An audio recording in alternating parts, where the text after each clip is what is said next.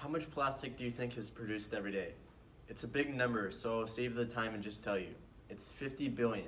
And of those 50 billion bottles, 80% end up in landfills, oceans, and rivers. What if I told you it didn't have to be this way? What if there was a small change you could make today?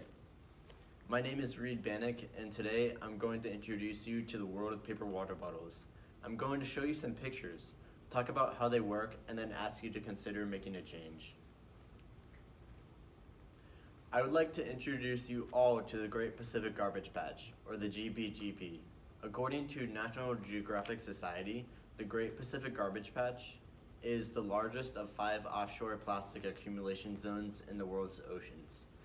It is located halfway between Hawaii and California. The GPGP is estimated to hold 1.5 to 2.41 million tons of plastic. More than half of this plastic is less dense than the water, meaning that it will not sink once it reaches the sea. I'm going to show you a video that was put together by a group, the Ocean Cleanup, to give you a better picture of the situation. Plastic pollution is one of the biggest threats the oceans face today. But how much do we really know about it?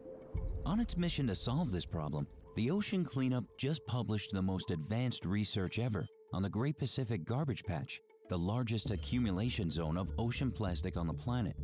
Scientists have been studying this area since the 1970s, mostly by dragging a small sampling net through the ocean. The Ocean's Cleanup's researchers believe this method was valid only for small debris and covered too small an area to reliably measure larger debris.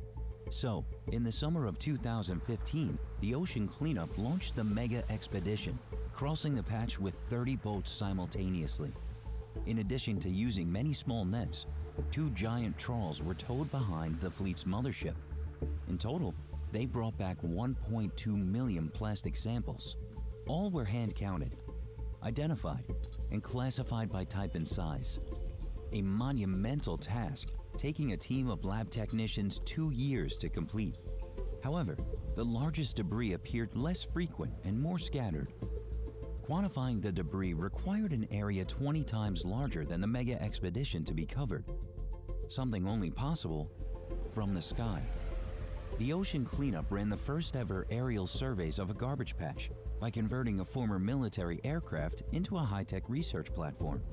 Cutting-edge sensors allowed them to reconstruct the 3D shapes of large debris to calculate their mass. The results of all this work? The Great Pacific Garbage Patch measures 1.6 million square kilometers. That is 3 times the size of France.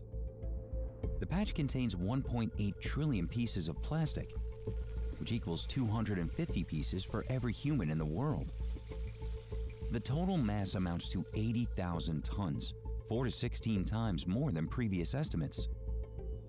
92% of this mass is made up of the larger objects, all of which are destined to fragment into dangerous microplastics over the next few decades, if left under the effect of sun and waves.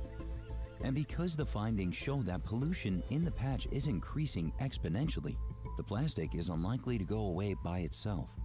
These results paint a new picture of the problem and provide a baseline for the cleanup of the Great Pacific Garbage Patch, set to start in 2018. This is a pretty big situation we have in our hands. Now let's talk possible solutions. Paper water bottles could be the solution to this whole plastic mess. Jaden Smith is the CEO of the company Just Water. He has created a water bottle unlike any other. The paper water bottle is made out of 54% of paper, 28 plant-based plastic, 82% renewable content, and this means up to 74% less carbon emissions versus similarly sized plastic bottles. What if every water bottle was like this? What if we didn't think about animals dying every day because of plastic? What if we didn't have to think of our ozone layer thinning because of plastic affecting global warming? What if children didn't have to think about getting sick just going into the ocean? We need to come together, and this starts with you. How many of you have used a plastic water bottle this week? If you have, I hope my words might inspire you to make a change to paper-based water bottles. Keep in words from the great Gandhi, be the change that you wish to see in the world. Thank you. If you'd like to learn more, please go to www.theoceancleanup.com.